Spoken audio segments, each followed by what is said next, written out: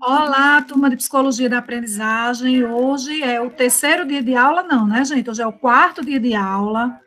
Nós vamos receber a professora Priscila Aliança, ela que é estudante do curso de doutorado do IFRN, é professora do IFRN, Campus Parnamirim, pesquisadora do campo das narrativas de si, da pesquisa autobiográfica, da formação de professores. Seja muito bem-vinda, professora Priscila, a essa disciplina que tem tudo a ver com o seu objeto de estudo, certo? E fique, assim, bastante à vontade para poder fazer as comparações, as metáforas e os movimentos todos que você, com tanta maestria e criatividade, sempre realiza nos contextos em que você assume a tribuna, não é, para a sua fala. Saiba da minha alegria em ter você aqui hoje, né? Você é um dos mais lindos pedaços de mim que existe aí, espalhado pelo mundo. Vai que é tua. Gente, boa noite. Eu tô com a impressão de que meu microfone está fazendo um barulho como se fosse uma cigarra. Vocês estão ouvindo também? Não sou só eu. Eu até saí, entrei de novo. Eu não estou ouvindo, mas eu pergunto aos estudantes, queridos e queridas. Quando o outro microfone se abre, para. Eu não sei o que está acontecendo. Enfim. Normal. Aqui está tranquilo, está tudo normal, então está ótimo. Enfim, né? Tecnologia, vamos para frente. Pessoas, muito boa noite. Para mim é um prazer estar aqui com vocês. Para mim é sempre um prazer muito grande falar ou da minha pesquisa, ou da metodologia que eu utilizo, né, que é a abordagem autobiográfica, que eu sou suspeitíssima. E, assim, quando a professora Andresa me surpreendeu, isso, fiquem bem à vontade para interagir por aqui também, que eu uso o atalhozinho para trocar de janela, eu consigo ir lá, trocar e voltar. Que é um problema, né, que muitos professores enfrentam. Aí, o que acontece? Quando ela me chamou, eu fiquei muito feliz, topo, com certeza, pode deixar, já está topado. E quando ela me falou do objetivo, que era trazer as narrativas, o processo narrativo, o processo de biografização como instrumento de formação subjetiva, eu me lembrei muito de um minicurso que eu ministrei junto com o meu recém-ex-orientador, eu tinha acabado de defender a dissertação aqui, o professor Chagas, por isso que o nome dele está aqui na apresentação, que esse foi nosso minicurso no Senacem, naquele ano, e eu acho ele tão didático, sabe, tão preciso, eu acho que ele vai tão em cima de algumas coisas, que eu ia querer retomar de todo jeito, eu disse, não, vou recorrer daqui, vou apostar nele de novo e ver o que acontece, certo? Então, vamos lá, qualquer coisa, né, fique à vontade para interagir pelo chat, quem quiser levantar a mão também fica à vontade, viu? Vocês podem ir comentando, vou fazer umas perguntas, eu queria que vocês respondessem pelo chat também, e vamos que vamos. Assim que a criança aqui começar a roncar, eu vou para um lugar iluminado, vocês poderem ver minha cara. Então, Isaías. É importante dizer que esse ser humaninho se chama Penélope, e é a minha maior gostosura, não é? A minha fofura, a minha ternura, e não tem um único dia em que eu participe de algum processo formativo com a mãe dela que ela não marque, não tenha uma participação especial, nem que seja assim, para ninar, né? Mas ela está em todas. E mais lindo ainda é quando ela fala, que a gente escuta a vozinha linda dela, de quem tem 2 aninhos, qual a idade dela? 3 aninhos de vida. A gostosura. Pois é, Isaías, a imagem está escura porque eu estou aqui com vocês, do mouse na mão direita e na esquerda uma franja de rede, para balançar aqui a criança, para ver se ela dorme. Então, por isso por isso a escuridão.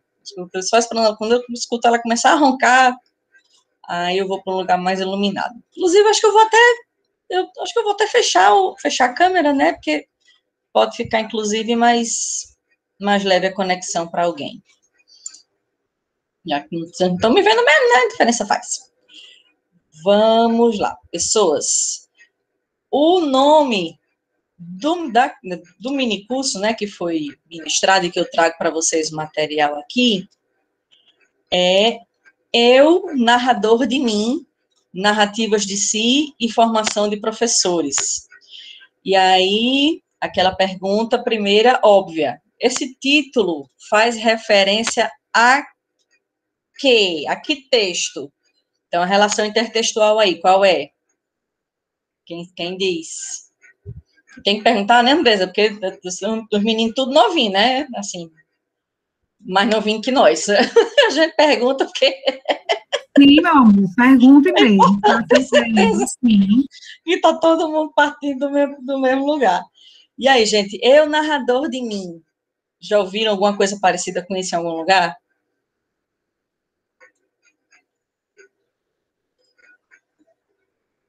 Pode botar no chat, não precisa abrir o microfone, não. Jackson, não. Camila, não. São os babies. Gente.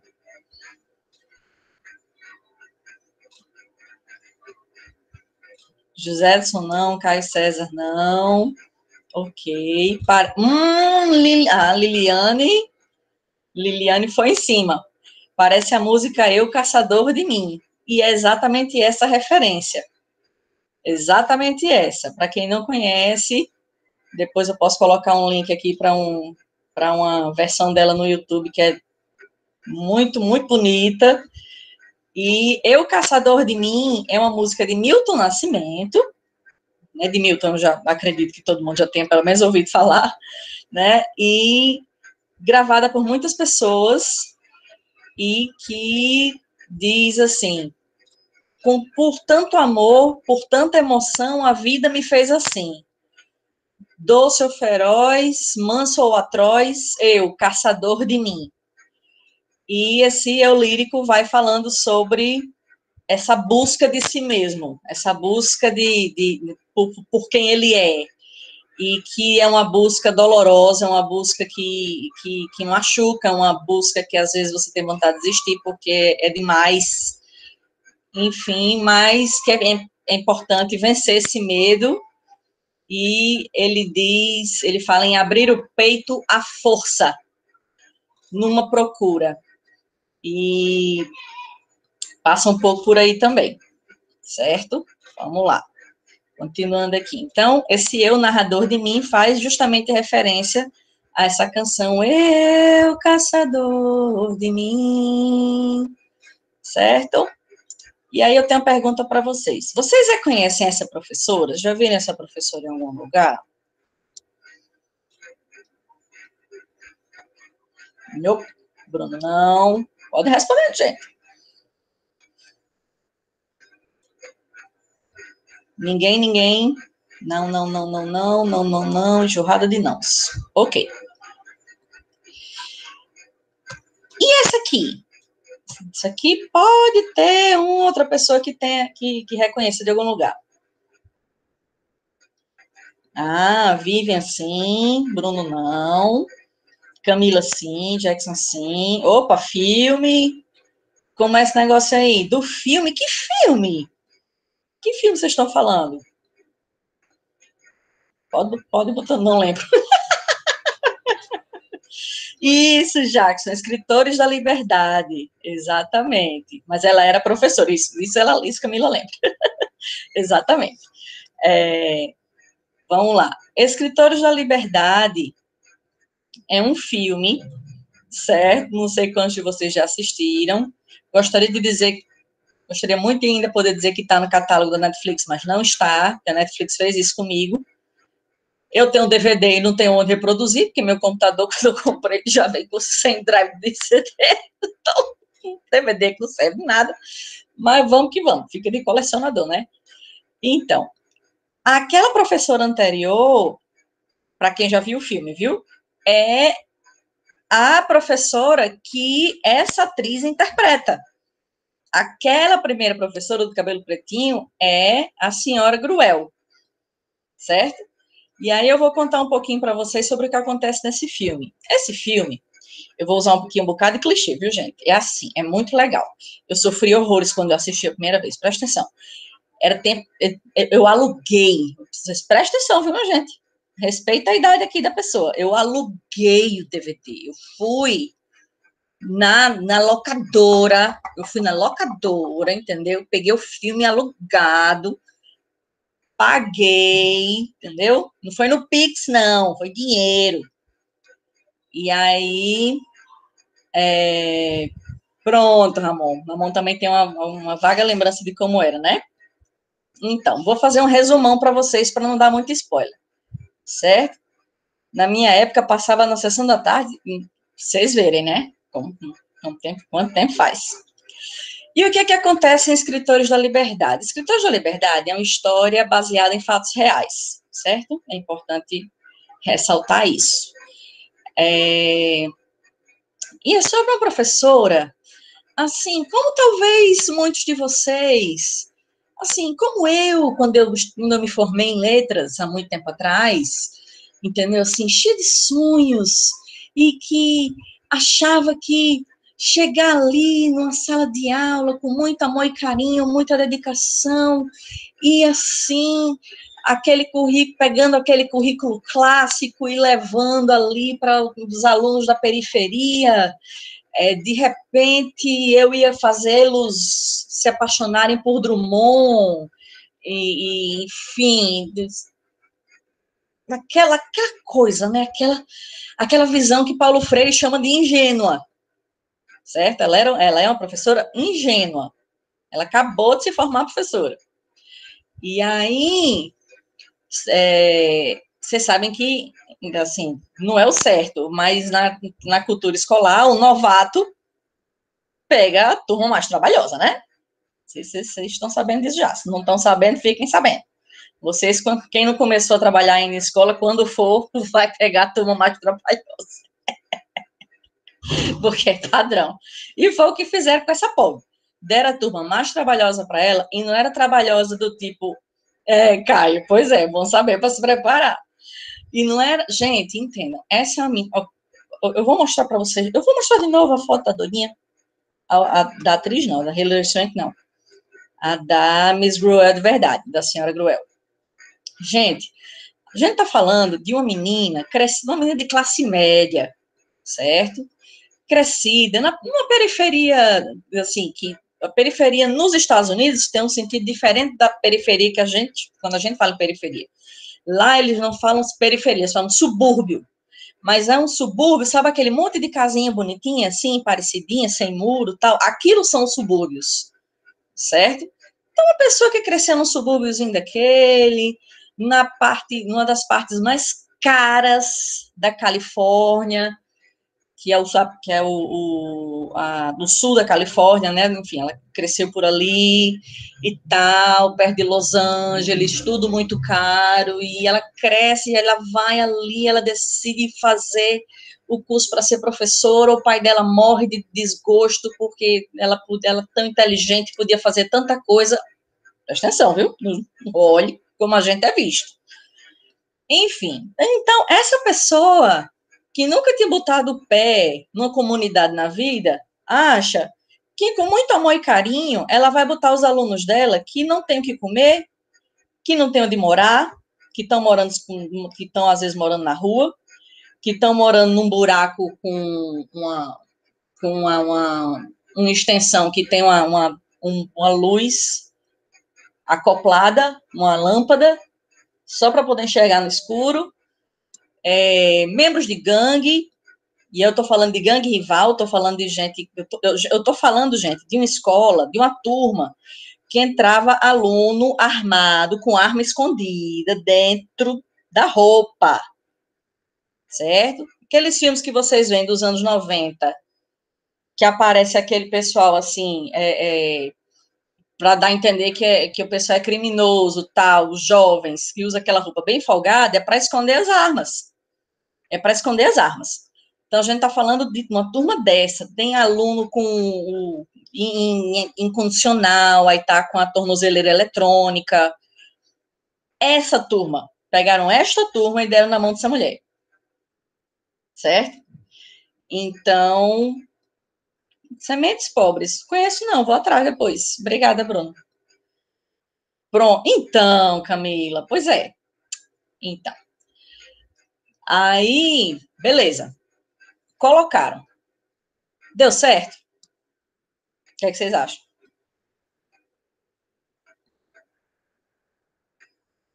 Tinha como dar certo um negócio desse? Uma mulher sem noção da realidade, tendo que dar de cara com a face nua, crua e violenta da realidade? Não tinha como dar certo um negócio desse. Não tinha. Certo?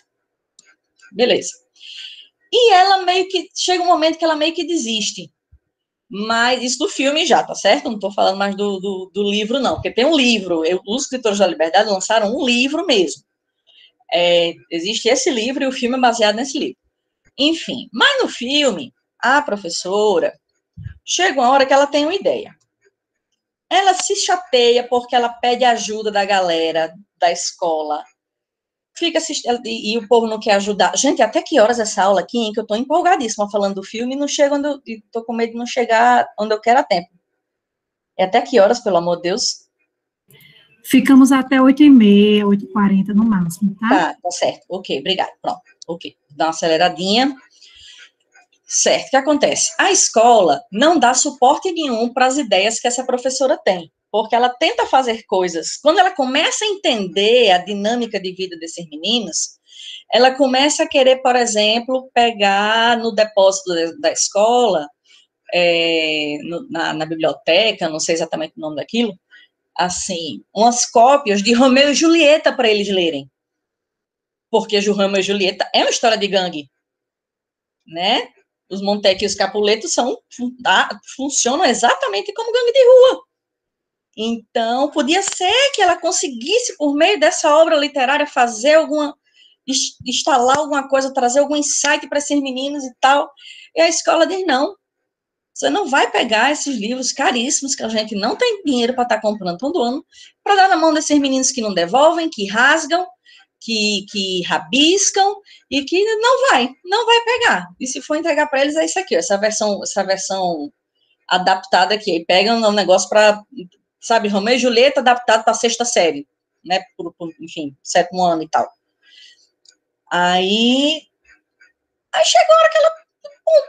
É fogo, né? Porque pegam esses jovens com a margem da sociedade, dizem, vão para a escola se educar. Aí chegam na escola, a escola diz, não vamos gastar dinheiro com eles não, porque, né, enfim, não vale a pena, eles vão acabar no crime de todo jeito. Como é isso? Aí, ela tem um insight. Ela pensa em pegar do dinheiro dela, ela compra uns caderninhos. Isso, a escola diz que dá, mas não dá. Né? A escola disse que a escola é necessariamente um espaço de transformação, mas em muitos momentos a escola é um espaço de reprodução da realidade. Ela vive essa contradição aí. Então, o que ela faz? Ela compra uns caderninhos velhos, sabe esses caderninhos brochura que custa, tipo, sei lá, R$1 e da capa mole e tudo? Ela compra um bocado, leva para a sala e diz assim para os meninos, é importante que cada um conte sua história, certo? E, assim, mesmo que seja só para si próprio. Então, eu tenho um projeto para vocês, ele não é obrigatório, certo? Quer dizer, ele é obrigatório, enfim. O que é que vocês vão fazer? Vocês vão pegar esses cadernos aqui e todo dia vocês têm que escrever neles como um diário, ou você pode desenhar alguma coisa, escrever um pedaço da letra de uma música que chamou a atenção naquele dia, o que você lembrou, falar de alguém que você ama, o que você odeia, alguma coisa que desperta algum tipo de sentimento e tal. Mas vocês têm que escrever todo dia. Se você não quiser que eu leia, não tem problema.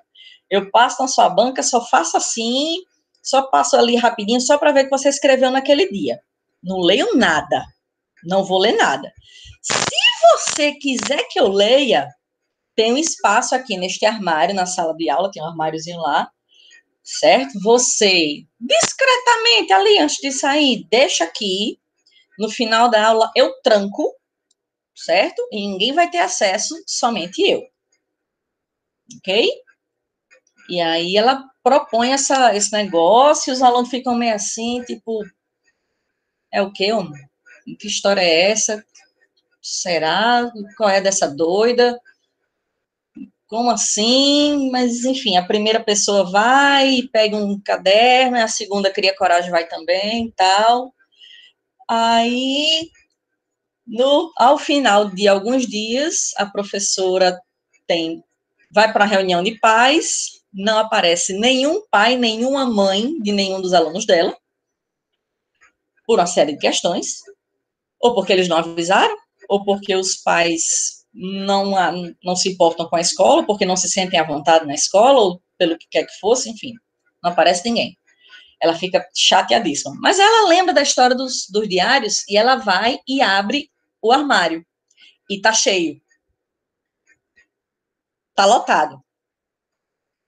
Aí ela senta e vai ler e vai entrar em contato com todo mundo, né? De caos, de violência, violência policial, muitas vezes, de abandono, de contato com o mundo das drogas muito cedo, de falta de perspectiva. Ah, meu irmão me ensinou desde que eu era muito pequenininho.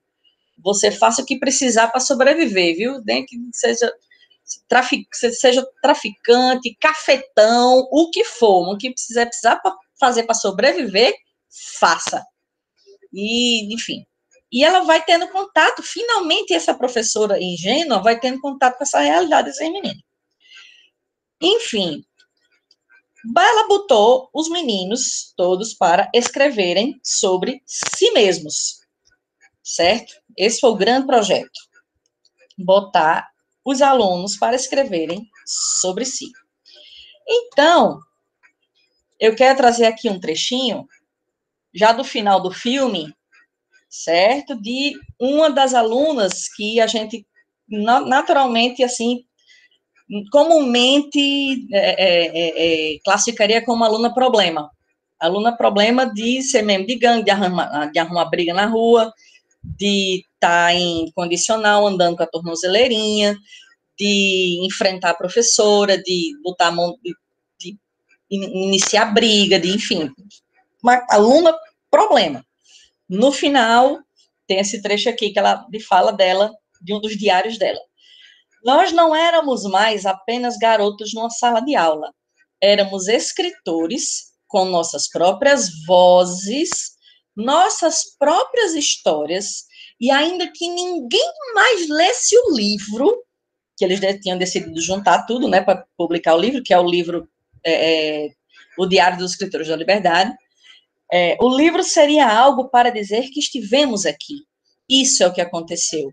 Nós éramos importantes, certo? A personagem Eva Benítez em Escritores da Liberdade.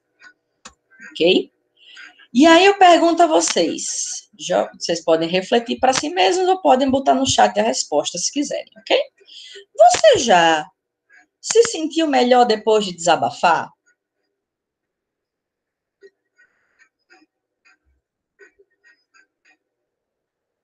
Sempre.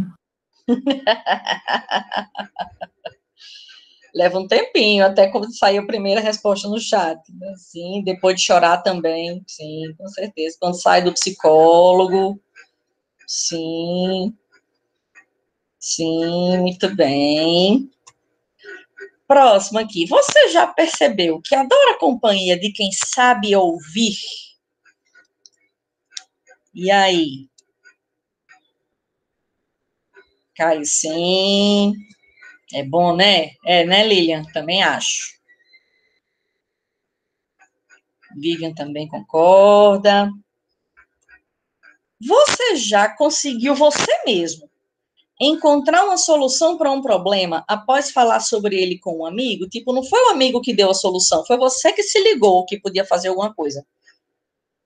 Já aconteceu com vocês?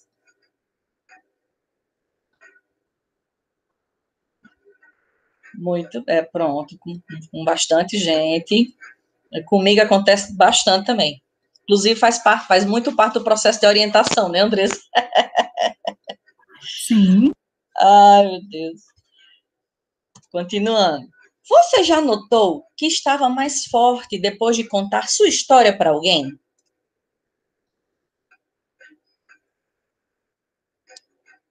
Natália, sim. Cá é verdade, às vezes sim. Com certeza, sim. Felipe. Pronto, muito bem. Muito obrigada, pessoas, pela participação. Continuem. Então, isso vem de algum lugar. Isso não é por acaso. Nada disso é por acaso, certo?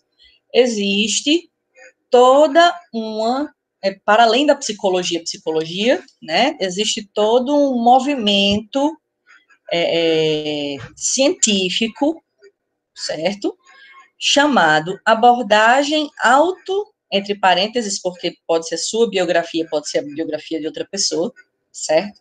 Abordagem autobiográfica em educação, e ela traz o sujeito para o centro de sua formação. Como assim?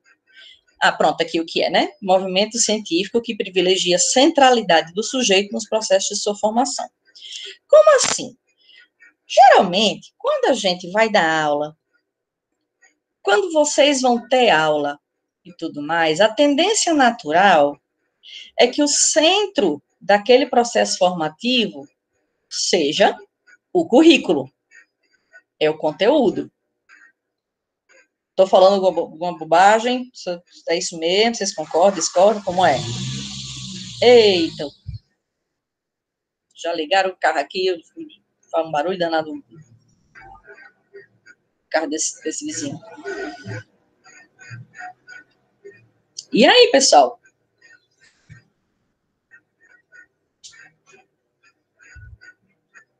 Sobre esse assunto, né, na aula passada, a gente depende.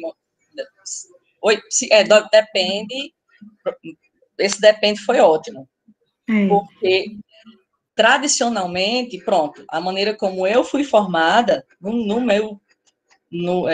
ao longo da minha educação básica e superior, e muitas vezes na própria pós-graduação mesmo, certo? Em muitos momentos, sobre muitos aspectos, o centro daquele processo formativo é o conteúdo, certo?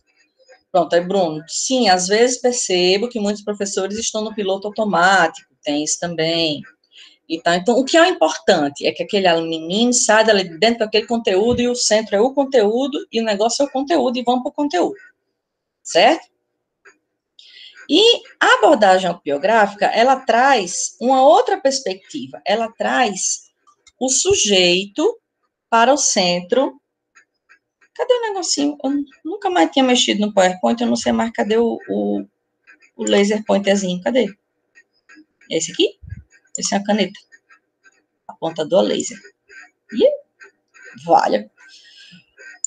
Certo. Então, como assim? Por que é que contar a minha história faz bem para mim, afinal? Por que é que fez bem para aqueles alunos daquela professora doidinha contarem a própria história num diário? Por quê? Como é que isso funciona? Gente, é engraçado, eu tô clicando, ele não tá indo, ó. Pois vamos. Vamos começar aqui com a primeira subparte, certo? Narrar é humano. Narrar é humano? Como assim? Observem esta foto. Esta foto é de 10 anos atrás. Eu tinha cabelo grande e essa criança fofinha, não é minha filha, obviamente, porque a minha filha tem 3 anos, mas eu gosto de trazer essa foto por causa da historinha que ela evoca. E aí eu gostaria de pedir a vocês que não me julgassem muito. Ok? Assim, só um pouquinho pode. Mas, enfim. O que é que acontece? O nome dessa criança é Lara. E eu brincava muito com Lara, era desde bebezinha, porque minha mãe é muito amiga da mãe de Lara. Então, um dia, as duas mães decidiram que iam passear e eu ia ficar na casa de Lara, cuidando de Lara, brincando com Lara. E assim foi feito. Houve um momento... Eita, gente, só um minutinho. Quem é? Só um minuto, pessoal.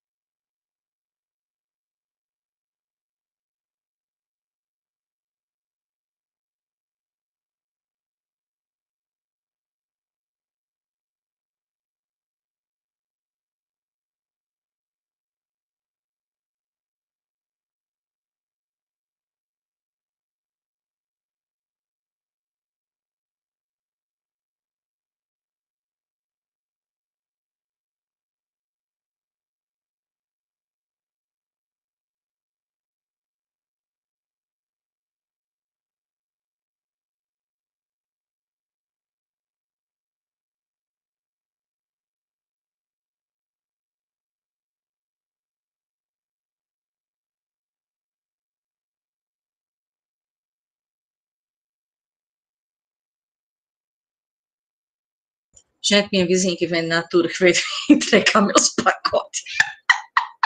Ai, meu Deus. Enfim, certo. Sim, voltando para Lara, né? Beleza. Aí teve uma hora que Lara fez um negócio muito bonitinho, vocês observem que ela é muito fofinha. E aí, tô aqui no meu home office, vou ver se pronto, agora dá para me ver direitinho, né? Sim, e aí eu dei um aperto em Lara, um aperto assim, um abraço bem apertado, bem apertado, bem apertado, bem apertado. Quando eu soltei a bichinha, ela começou a chorar. Eu apertei Lara até ela começar a chorar. Sim. Barra, né? Não sei quem aí já passou por isso. Ou como apertador, ou como apertado. Mas, assim, eu fiquei arrasada. Morri de pedir desculpa. Desculpa, Lala, desculpa, Lala, desculpa, desculpa, Priscila, desculpa, não faz mais não, não faz mais não. Não faz mais não, Priscila, faz mais não, Priscila, faz mais não. Aí, pronto, Vivian. Paulo Freire passa por aí, inclusive. Então, o que acontece? Quando chegaram continuamos brincando normalmente. Quando chegaram as mães, nós somos todos, as 4 fomos jantar. Lara estava muito bem sentada no colo da mãe dela, contando, né, que tinha brincado disso, que tinha brincado com não sei o que e tal, ainda fez assim, Piscila bassolala, Lala solou. E a minha cara de frente para aquela mãe. Piscila bassolala e Lala solou. Lara não tinha 3 anos. Ela era bem pequenininha. Mas, mesmo ela, bem pequenininha, ela já sentiu a necessidade de narrar o que tinha acontecido com ela. Porque narrar é humano, certo? Narrar faz parte de quem a gente é, como seres humanos.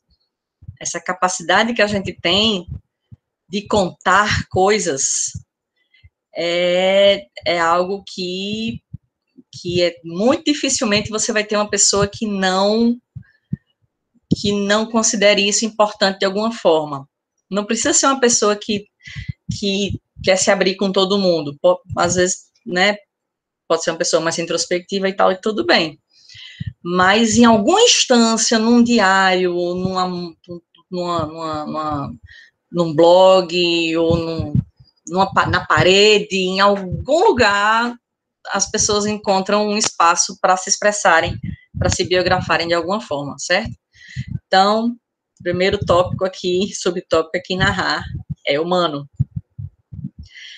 narrar-se, inclusive, como disse a professora Maria da Conceição Passege, que foi citado no início, é um princípio antropológico, faz parte de quem nós somos enquanto gente, certo?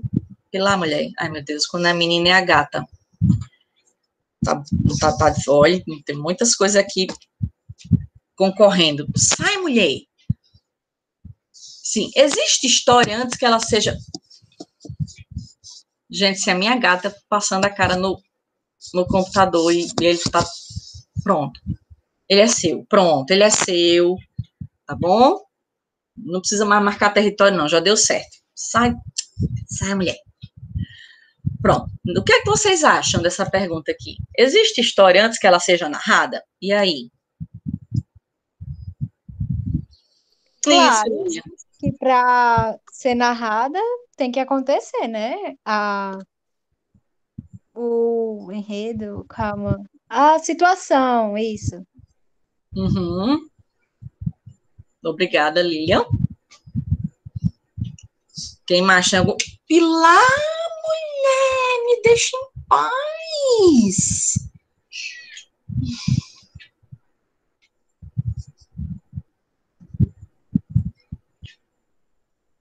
E aí? Só.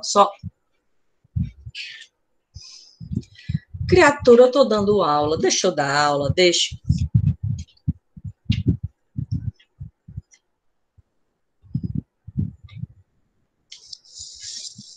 Professora, eu já estou acostumada, porque o gato do nosso professor de básica também, no caso de matemática também, o gato dele passava o tempo todo no computador.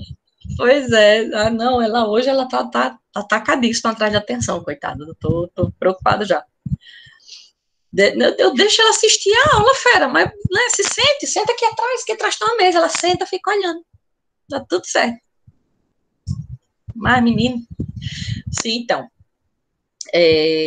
vamos lá. Vamos pensar agora, então, no que diz a abordagem autobiográfica, certo? Vamos lá. Não adianta clicar. Pronto. O que é isso?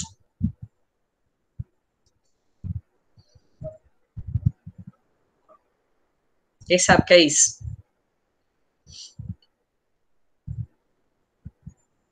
Quem tem costureira na família?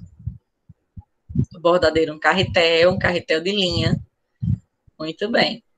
Quem tem costureira, quem tem bordadeira, tal. Isso aqui é uma flor?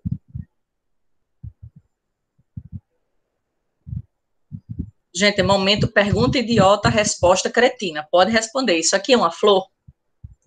Responda, vamos lá, para mim, por favor. Eu não. Obrigada, pronto. Não. Isso aqui é uma cadeira?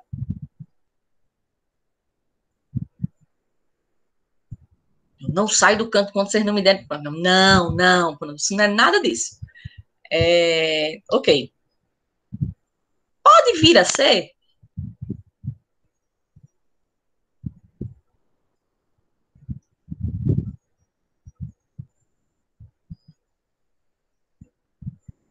Pode sim, pode não. Natália e Camila, tan. Dá um trabalhinho pra você.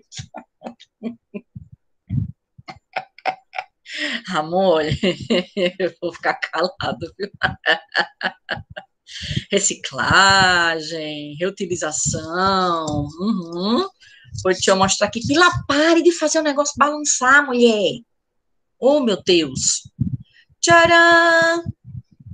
Gente, o que foi que aconteceu aqui? É a mesma linha. Mas aqui ela é uma flor. Mas aqui ela não é uma flor desse lado aqui. Aqui não é flor. Mas aqui é. Peraí. E se eu não quisesse ter feito uma flor? Se eu quisesse ter bordado uma cadeira? E se eu quisesse ter bordado uma cidade? Se eu quisesse ter bordado um pôr do sol? Se eu quisesse ter bordado a cara da minha gata?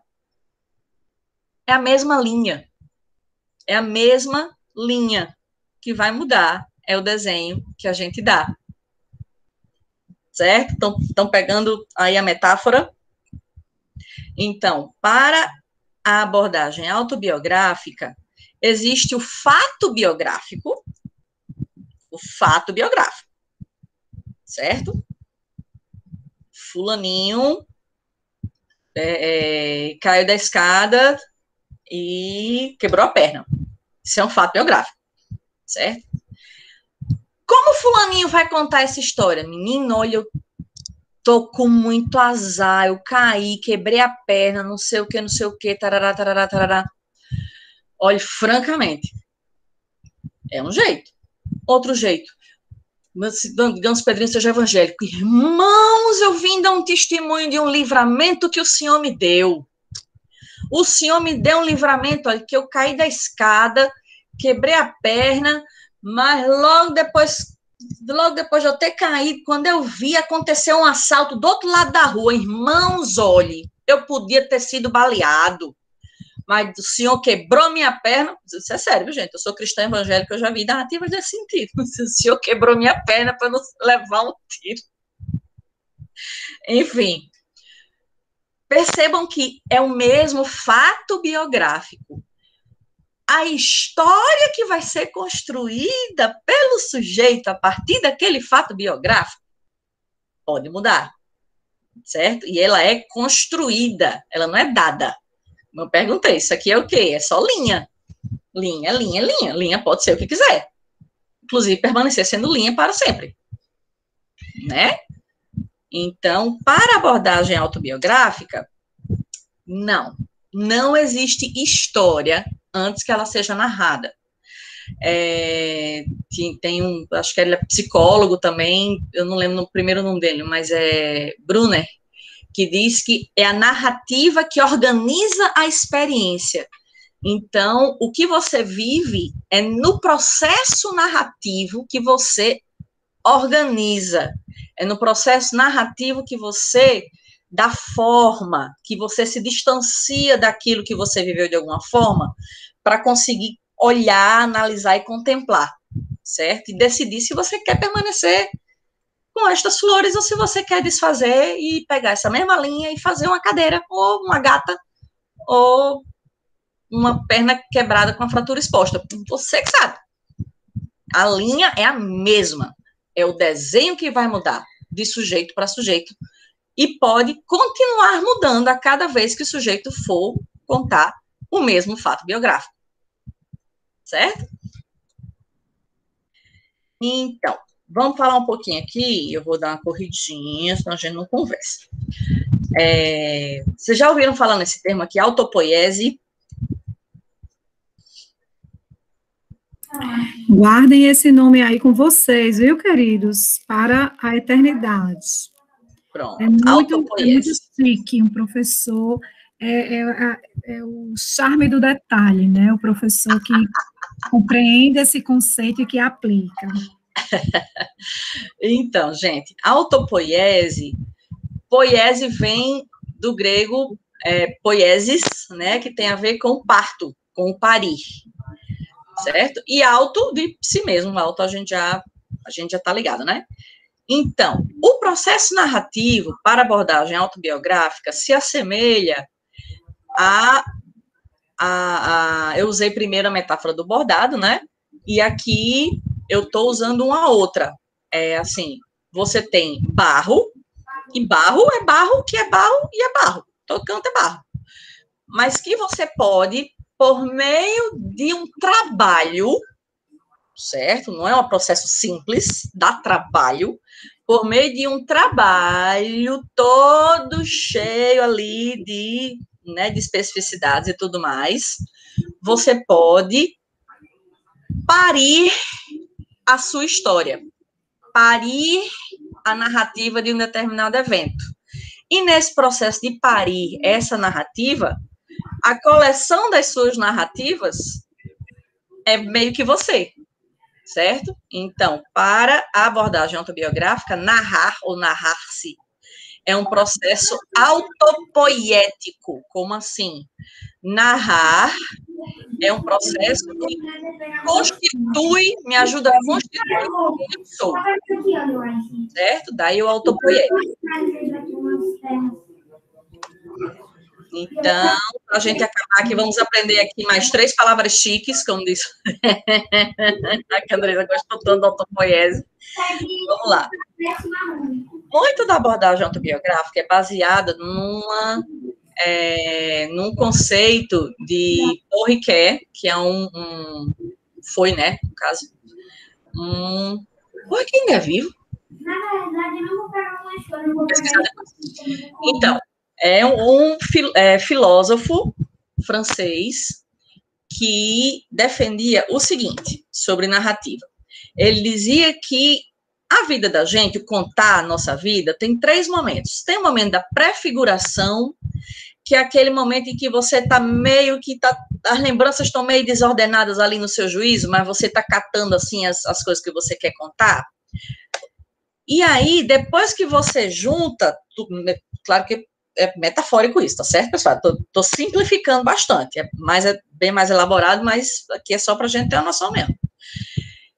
Quando você finalmente conta a história, quer dizer, quando finalmente você pega a linha e vai bordando, e aquilo vai tomando forma, ela vai tomando uma figura, ela vai assumindo uma imagem, certo? Aquilo que aqui é antes dos fatos biográficos serem, né, organizadinhos, e aqui é quando eles estão sendo organizadinhos. E depois que você consegue organizá-los e dar uma figura para eles, organizá-los em uma imagem, uma figura, você pode ou não, recomendamos que sim, sempre, né, chegar no processo de refiguração, que é o fato de eu pegar meu fato biográfico, bordar de um jeito, olhar e pensar, eu acho que esse não sou mais eu. Eu acho que eu acho que eu consigo contar essa história de outro jeito hoje. Certo? Como quando a gente conta uma história, por exemplo, uma pessoa que se ressente muito da mãe, por a questão X. E aí, num primeiro momento, em terapia, muitas vezes, né? Acontece muito isso, assim, aquela pessoa vai narrar, porque minha mãe, ela tinha a obrigação de me proteger, não sei o que, ela fez isso, em vez disso, ela não sei o que, ela se ausentou, aquela treta que vocês sabem, né, que a mãe é sempre a culpada de tudo. Brincadeira, gente. É desse jeito mesmo, com certeza. Aí depois, quando o indivíduo passa pela condição, aí começa a rever os valores, né? Então, aí depois de muito tempo, você contando a mesma história do seu psicólogo, que é por isso que ele é pago para ouvir você, depois você tem que pagar, porque, meu Deus do céu, não é só por isso, gente, é porque é uma escuta qualificada, certo? Conversar com um psicólogo em terapia é completamente diferente de abrir o coração para os amigos no bar, ok? São coisas completamente distintas. Então, depois de muito tempo contando e recontando essa história, chega um dia que você conta assim, rapaz, minha mãe fez isso, né? Mas hoje eu vejo que ela não tinha, na cabeça dela não tinha outra saída. Na cabeça dela, se não fosse aquilo, a gente ia morar na rua, sei lá, se fosse uma situação de violência doméstica, ou a gente ia, ou eu ia me prejudicar mais ainda se ela fizesse alguma coisa do que se ela ficasse calada. Sei, hoje em dia eu percebo que ela realmente não tinha condições de fazer melhor do que ela fez. Né? O melhor que ela podia fazer era bem ruim, mas foi o melhor que ela podia fazer. Enfim. Então, vem sempre esses momentos aqui, o de lembrar, o de dar forma e o de se afastar da forma que você deu para pensar em como reconstituir tudo isso, certo? E aí é o que Ricoeur vai chamar de tríplice mimese. Então, narrar-se, possibilita a ressignificação da nossa trajetória. Certo? Retomando aqui, eu trago para vocês uma imagem do filme, que é a seguinte, lembra do seguinte, toda essa galera aqui se odiava horrores, certo? Essa sala era caindo aos pedaços, toda suja, toda cebosa, certo? Esses eram meninos sem perspectiva de futuro, esses eram meninos que se odiavam, esses eram meninos que já trocaram tiro, esses eram meninos que já tinham sacado canivetes uns para os outros, certo? É barra pesada, negócio barra pesada aqui. E aqui, num determinado momento, já no final, para terminar o segundo ano, eles já há mais de um ano juntos e tudo, fazendo esse processo de escrita de si e tudo mais, essa cena, para mim, ilustra muito bem, assim, a que eles conseguiram chegar, porque a professora no primeiro... Sim, e que não gostavam de ler, tá vendo essas sacolas aqui? Essas sacolas aqui são sacolas de uma livraria, cada uma com os 4 livros que eles iam ler naquele ano, certo? Os 4 livros que eles iam estudar e tal. E que eles estavam começando a fazer por prazer. Estavam curtindo esse negócio de ler. Rapaz, ler até que é interessante.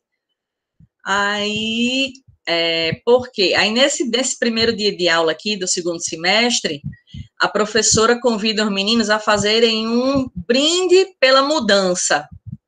Eles tinham que pegar um pouquinho de uma aguinha gaseificada lá e ir lá na frente e dizer alguma coisa na vida deles que ia mudar a partir daquele dia. E assim eles foram fazendo tal. E aí esse boyzinho aqui do meio, ele pede para ler um trechinho do diário dele. Aí ela diz, claro, pode, com certeza. E todo mundo numa atitude super respeitosa, tal, né? E aí ele conta que naquele dia, nesse dia aí, certo? Que tá acontecendo tudo isso, ele e a mãe foram despejados por falta de pagamento do aluguel. E a polícia foi bater lá, expulsou, jogou todo o pouco que eles tinham, jogou na rua, e enfim, processo super traumático e tal, e ele senta na calçada e diz, de que adianta eu ir para a escola se eu não tenho onde morar? De que me adianta eu ir para a escola se eu não tenho onde morar? Não tenho, gente, não tenho onde morar.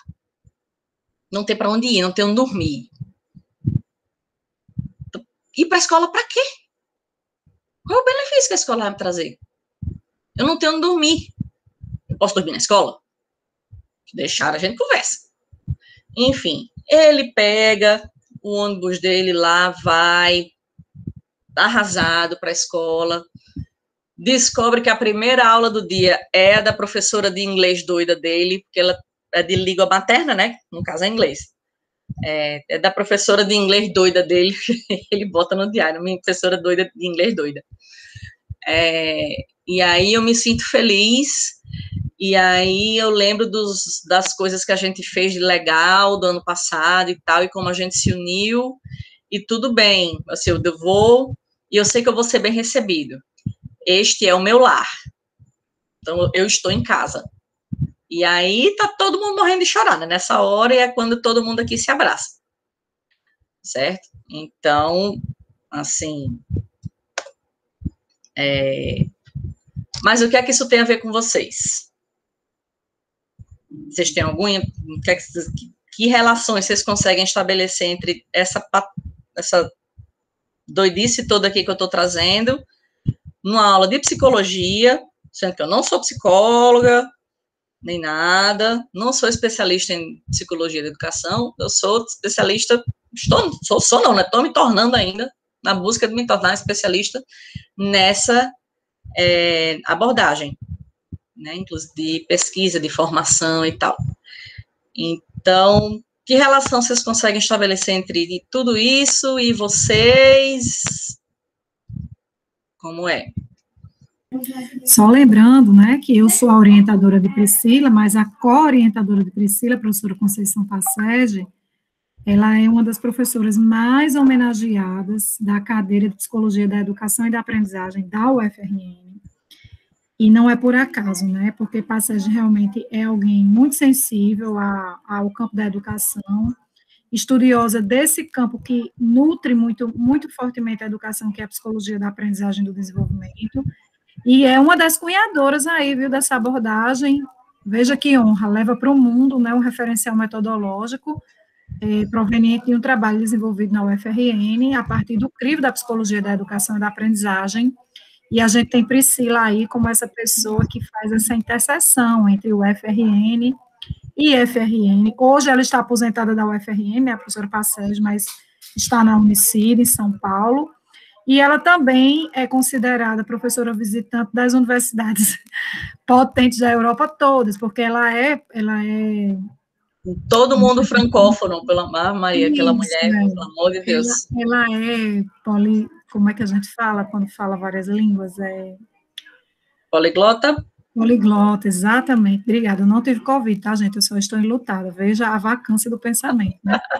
Então, ela é poliglota e ela é muito amada nos países de língua francesa, inglesa, portuguesa também, não é? Então, assim, só para que vocês consigam entender que quando Priscila fala, ela traz uma avalanche, né, de ideias potentes da psicologia da educação e da aprendizagem, principalmente por essa convivência com a nossa o grande baluarte, né, o grande baluarte da UFRN, e que eu tive a honra de ser aluna na graduação e na pós-graduação, e hoje, do que eu sei, eu destaco 90% aquela mulher, e quando está entre nós, orientando Priscila, fica assim, babando. É assim. Camila colocou aqui uma contribuição. A relação que eu faço é tentar ser uma profissional que possa utilizar o diálogo com meus alunos a favor do processo de ensino-aprendizagem. A retomada desse filme me fez querer aplicar essa perspectiva no meu futuro profissional. Bacana, muito bacana, Camila.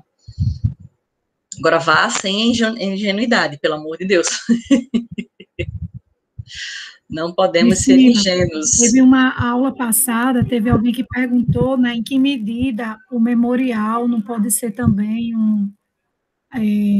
o memorial não é também um instrumento de produção do conhecimento e de um tratado da psicologia da aprendizagem. Eu disse para eles que é sim um tratado, né, que eles tinham razão, e que a gente iria ter uma aula que dá essa ressalva. Aí eu estou adorando, porque você está mostrando que a gente não precisa nem chegar ao final do curso para experimentar as narrativas, né, por meio do memorial, por exemplo, que a gente pode se servir do diário de bordo, né, do diário de aprendizagem, como esse momento aí metodológico tão feliz que você traz do filme Escritores da Liberdade, com a escrita nos cadernos, né, dessas narrativas, que isso pode vir em processo, na experiência do professor.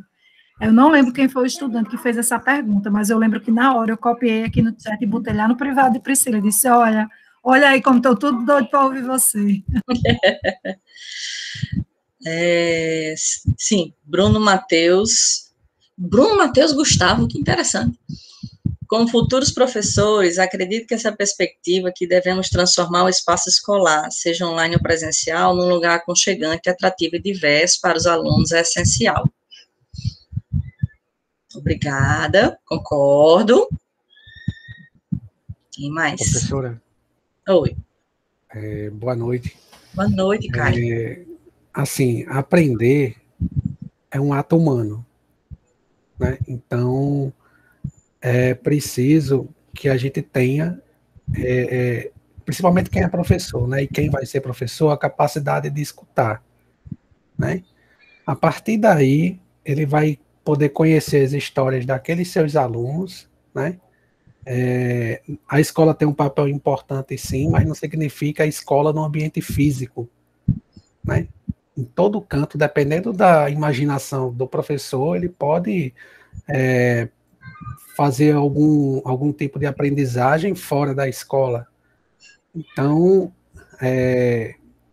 eu acredito que também é por esse caminho, sabe? Não é só a escola que detém esse papel de um mundo de narrativas, né? Você também pode construir outras narrativas, né, fora do ambiente escolar. Com certeza. Sim.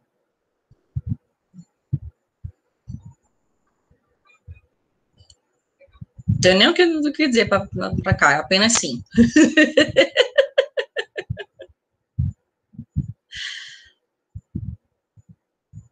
Mais alguém? Vamos lá. Então, que a escrita de si é de uma profundidade reflexiva que só vivendo para entender. Ai, Gabi, só quem viveu sabe. É bem assim mesmo. Nos faz mudar para melhor. A expectativa é essa, que faça mudar para melhor. Assim, é importante lembrar, pessoal, a parte de não cair na ingenuidade. Assim, aquela professora, ela não simplesmente botou os meninos para escreverem, certo? Porque a gente não consegue refletir no vácuo. Essa frase, inclusive, a Sérgio me disse essa semana, viu, Andresa, no momento nosso momento de orientação. Sim. A gente não reflete no vácuo. A gente precisa de insumos para essa reflexão. Então, aquela professora, ela estava em sala de aula sempre tentando trazer insumos em cima dos quais os meninos pudessem refletir. A partir de quê? A partir das leituras que eles faziam, que eles faziam na sala. Certo? Então,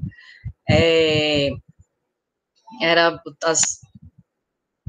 uma variedade, geralmente romances, mas num contexto lá bem específico, mas assim, a partir dessas leituras e das reflexões que ela dava a fagulha inicial na sala, os meninos refletiam sobre a própria existência, sobre a própria história, e construíam suas próprias histórias, certo? Então, a gente também não pode esperar que simplesmente escrever sobre si, ou se narrar para um videolog, um sei lá o quê, um gravador, ou ter um diário, os que só isso vai fazer da gente pessoas melhores, certo? A expectativa é que, né, dá a possibilidade, dá sim a possibilidade, mas não é garantia, certo? A gente tá, por isso que lá no comecinho tinha um slide que falava que a abordagem autobiográfica pega o sujeito e coloca esse sujeito no centro da formação.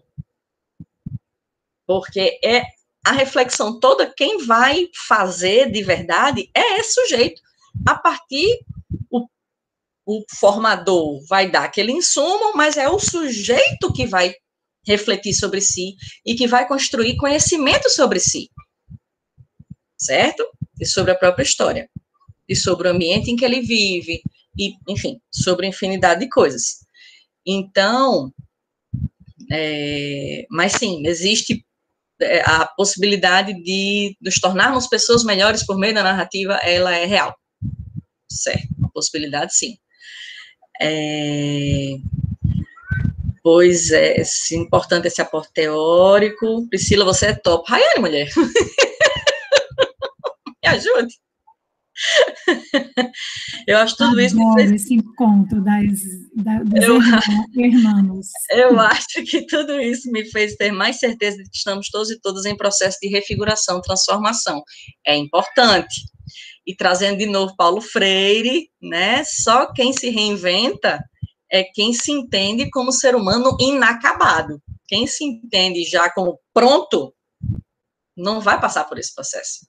Porque na cabeça dele ele já está pronto, então não tem mais o que aprender, não tem mais o que ser melhor. Então, né, gosto disso, ser transformado para poder transformar. Minha internet está péssima, meu Jesus. Quem nunca? Amém, irmã. Deus tenha misericórdia, porque é puxado. Sim. Então, o que acontece? Isso pode ter a ver com vocês colocando os alunos de vocês em algum momento, quando for possível, porque nem sempre é possível, certo?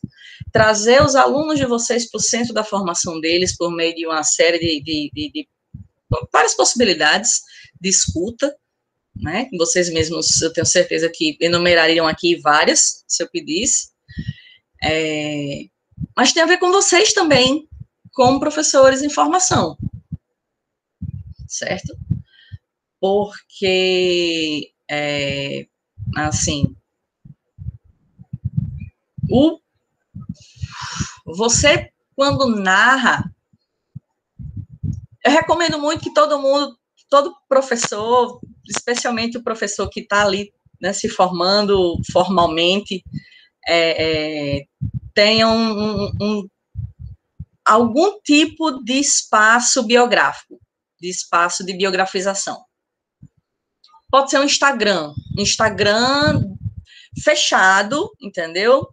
Não aceito professores, só meus colegas e só os colegas que eu sei que são meus parceiros, entendeu? Mas um Instagram só para você falar das coisas da graduação. Reclamar de professor, reclamar de disciplina e tal, e depois tentar fazer um exercício reflexivo a partir de alguma coisa que você viu e tal, e que você acha que tem a ver com uma prática de sala de aula, ou pode ser um diário mesmo no estilo tradicional, né, aquele com um cadeadozinho. Existem muitas possibilidades hoje na internet de gravação de vídeo a partir daqui, né, da câmerazinha do PC, mas eu recomendo muito um espaço de biografização, nem que seja, assim, uma das matérias do caderno, para quem ainda usa caderno. Tem um caderno de 10 matérias, eu vou pegar essa última matéria aqui, eu vou fazer as minhas anotações, as minhas. Como eu me senti durante as aulas de hoje? O que foi que eu senti falta? Do que foi que eu me lembrei? Que você se propõe essas questões e se narrem para poderem se proporcionar a oportunidade de irem dando forma às experiências que vocês vão tendo aqui, que vocês vão tendo ao longo da licenciatura. Porque o que vocês têm, antes de vocês narrarem, é o novelo de linha. Novelo não, né? Novelo é de lã. É o carretel de linha. Que forma vocês dão para esse carretel hoje? E no semestre que vem? Será que é o mesmo carretel? Ou será que vai ser o mesmo bordado? Talvez seja. Nada de errado com isso. Mas é importante examinar e se perguntar. Certo? E isso tem muito a ver com a senhora Andresa, eu conto já. Deixa eu falar só desse último aspecto, viu, Camila, que eu conto. O meu tá só misericórdia, só o que o seu caderno faz parte. Ai, meu Deus. Assim, voltando, eu ia falar do que mesmo? Pronto. Falando aqui sobre educação profissional. Vocês estão numa instituição de educação profissional. Eu não sei se em algum momento da formação de vocês no ensino superior, alguém chegou para vocês para explicar o que é educação profissional. Certo? Eu não sei dizer. Mas, assim, a educação profissional, um professor compreender a educação profissional passa por um professor compreender, por exemplo, que a classe trabalhadora, que o pobre tem o mesmo direito que o rico tem. E que a pessoa de classe média, que todo mundo tem o mesmo direito. Certo? A educação de qualidade, é uma educação completa. Porque se eu não tenho essa noção, valha-me Jesus, 8h26, se eu não tenho essa noção, o que é que pode acontecer? Eu posso me tornar um professor da educação profissional que acredita que não era para ter ensino médio integrado, por exemplo, que era para ter só o técnico. Ou um professor que acha que se o menino faz o técnico em edificações e resolver fazer vestibular, em vez de trabalhar como técnico em edificações, foi desperdício de dinheiro público. Certo? Então, educação profissional, compreender educação profissional, passa por entender que todo mundo tem direito à educação de qualidade, pública, laica e gratuita, certo? E muitas vezes a gente tenta a gente vê a instituição promovendo alguns elementos, algumas instâncias de formação nesse sentido, e muitas vezes o que sai é um palavreado muito específico que eu, como mestre em educação profissional, entendo. Mas o meu colega que fez engenharia, ele vai entender? É apropriado para que ele compreenda? Tá entendendo? Não estou dizendo de melhor, maior. Estou dizendo que se eu fosse assistir um negócio sobre engenharia, eu provavelmente não ia entender nada. Eu ia ficar olhando assim, ai, minha gente, que perda de tempo, por que é que eu estou aqui? Então, a abordagem autobiográfica é algo que pode, e isso está na minha tese, isso vai para a minha tese,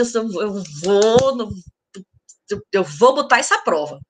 Mas eu defendo que a abordagem autobiográfica é uma ferramenta poderosa para que esses professores que já têm experiência, imagina, já formaram, estão no IF há 10, 20 anos, formaram não sei quantas turmas, e pegarem essa experiência deles e trazerem para o centro de um momento formativo, e por meio dessas narrativas, sistematizarem tudo que fizeram e deixaram de fazer em conhecimento, por meio das narrativas.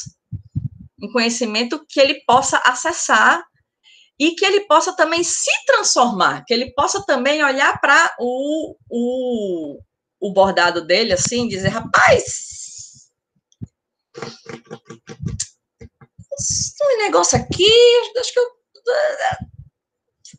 vou fazer outra aqui. Vou me reinventar, vou tentar ser outro professor. Será que consigo? Não sei, mas vamos ver se faz sentido essa baboseira toda pedagógica aí que esse povo está falando. Vamos tentar, vamos ver aqui como é que acontece. Então, eu sou defensora e eu acredito que é possível utilizar a abordagem autobiográfica como formação de professores. Isso, né? Concordo com você, Priscila, eu ainda digo mais, só o curso de formação, daquele modelo tradicional, como esse aqui, se nós não tivéssemos abrindo espaço por dentro da disciplina de psicologia da aprendizagem, para estar falando de narrativas, de biografias, de histórias de vidas, da escuta pedagógica, de metodologias pedagógicas e metodologias científicas inspiradas nas biografias. Se a gente não tivesse fazendo esse movimento, essa disciplina aqui também seria desenvolvida no formato regular, contagiaria muito menos e as pessoas sairiam muito menos potentes para, de fato, assumirem uma sala de aula transformadora, né? Então, eu digo isso também eu aproveito esse momento para fazer uma crítica aos currículos, esses currículos que querem formar o professor da educação profissional nessa perspectiva engessada, fechada, dizendo que tem que estudar sobre isso, e não coloca a vida dos professores, as travessias, as jornadas. A subjetividade, né? Central, as subjetividades, exatamente. Como um elemento central de autorreflexão e também de reflexões sociológicas, né, de reflexões coletivas. É uma questão de sobrevivência e de contágio, né, desse estado, desse sentimento de pertença, de querer pertencer ao grupo, de se perceber seduzido por aquela ideia. É essencial ter essa abertura para provocar esse movimento de florescimento de subjetividades. E quando a gente não traz esse diálogo para dentro da formação, fica sendo uma mala sem alça mais para carregar, não é? Como chupar balinha com papel, como diz tão bem aquela propaganda sobre o uso da camisinha há algum tempo atrás. E é isso, né? Acho que Priscila tem uma um objeto de estudo fabuloso na mão, porque realmente ele é um dos segredos para a gente contagiar os professores, para efetivamente se descobrirem como pessoas com necessidade de formação continuada e que encontram nos grupos de troca, não é? Tanto o espaço para sua expressão, como também para aprendizagens a partir das expressões dos outros. É isso.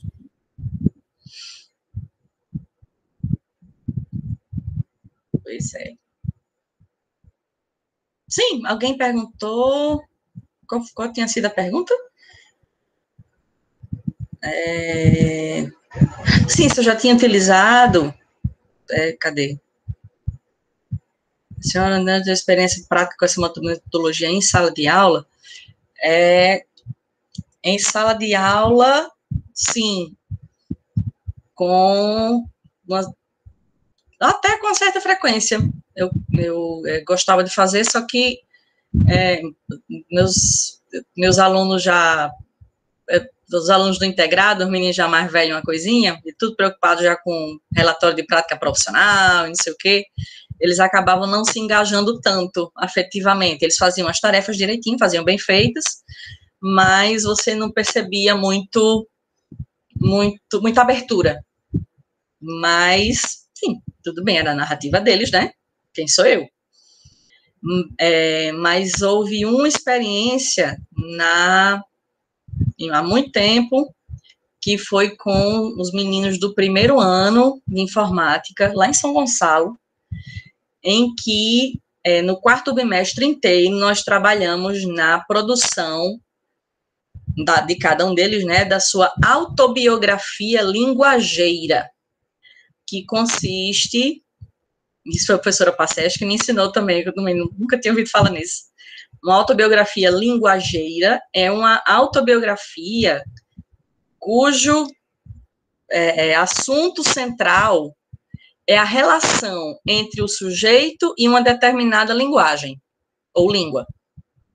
E aí, a gente passou o quarto bimestre todo trabalhando, orientando, todo mundo sentando junto, escrevendo, reescrevendo, lendo os textos dos outros para dar sugestão e tal, enfim, foi um trabalho muito legal, muito gostoso de fazer.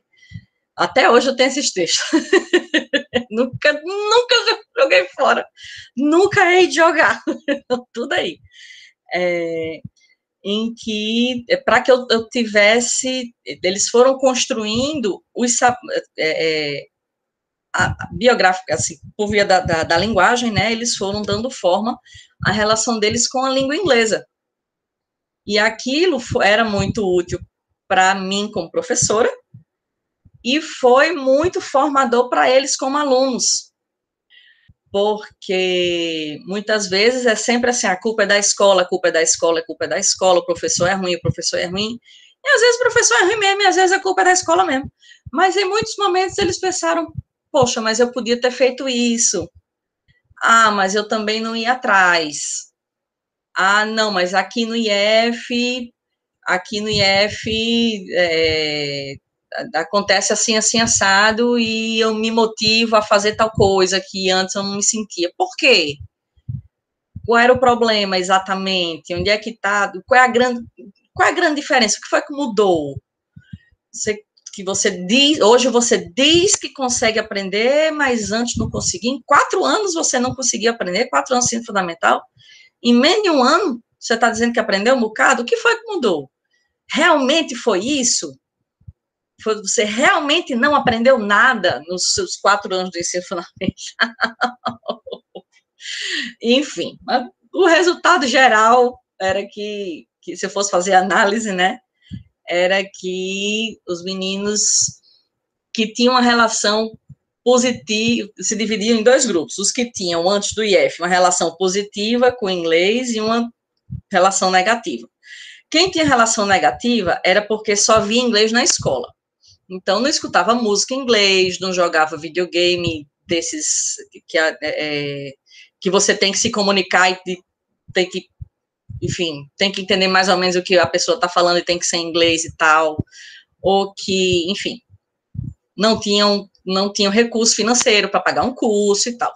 Quem tinha uma relação positiva Era o pessoal que jogava, era o pessoal que escutava música em inglês o dia inteiro, e ia atrás da tradução, e copiava a tradução, copiava a letra no caderno porque achava linda, e porque era fã de não sei quem, que canta em inglês, e porque assistia série e às vezes assistia legendada, às vezes tirava legenda, enfim, ou porque tinha dinheiro mesmo para pagar um curso. Então, havia, no fim das contas, assim, só a escola, se o aluno que fica só na escola, geralmente tende a ter uma relação negativa com a língua inglesa, e o aluno que tem experiências além extraescolares, né, informais e não formais, com a escola, com a língua inglesa, tendem a ter uma relação positiva. Um resumão teria sido esse. E, enfim, e o narrar-se, o escrever diário, assistir Escritores da Liberdade, tudo isso faz parte do faz parte do programa, fazia parte do meu planejamento. Na disciplina de inglês 1. Respondi? São 8h37. Se alguém tiver mais alguma pergunta, quiser começar mais um pouquinho, quiserem ir para casa também, ir para casa, ó. Ir para casa. Se irem dormir.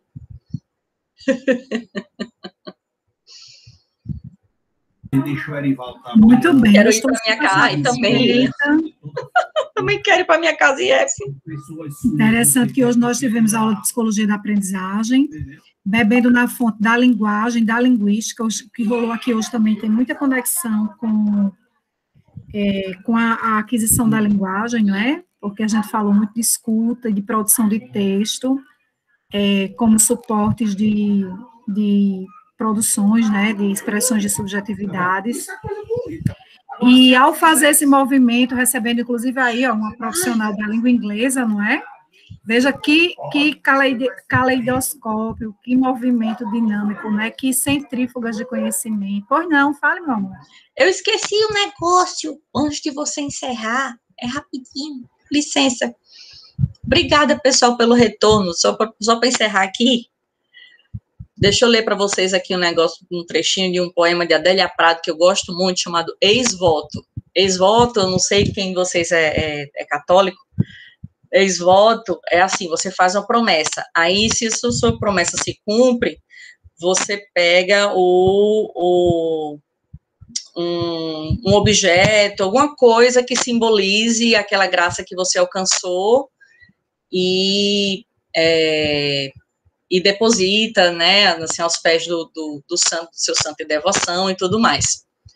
Então, vamos lá. O poema diz: na tarde clara de um domingo quente, surpreendi-me. Intestinos urgentes, ânsia de vômito, choro, desejo de raspar a cabeça e me pôr nua no centro da minha vida e uivar até me secarem os ossos. Que queres que eu faça, Deus? Quando parei de chorar, o homem que me aguardava disse-me: você é muito sensível, por isso tem falta de ar. Chorei de novo, porque era verdade, era também mentira, sendo só meio consolo.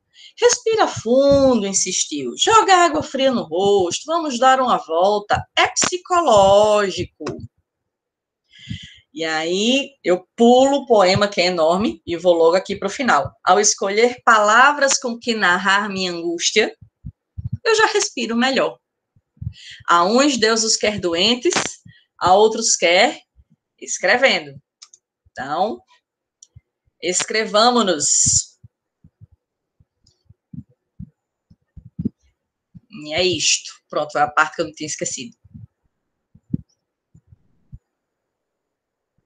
Gente, muito obrigada, viu, pelo retorno de vocês. O que é que a Andresa vai fazer, meu Deus do céu? Ela vai subir ali naquele negócio, vai se jogar na piscina. Andresa, mulher, volta aqui. Gente, olha ela ali no cantinho.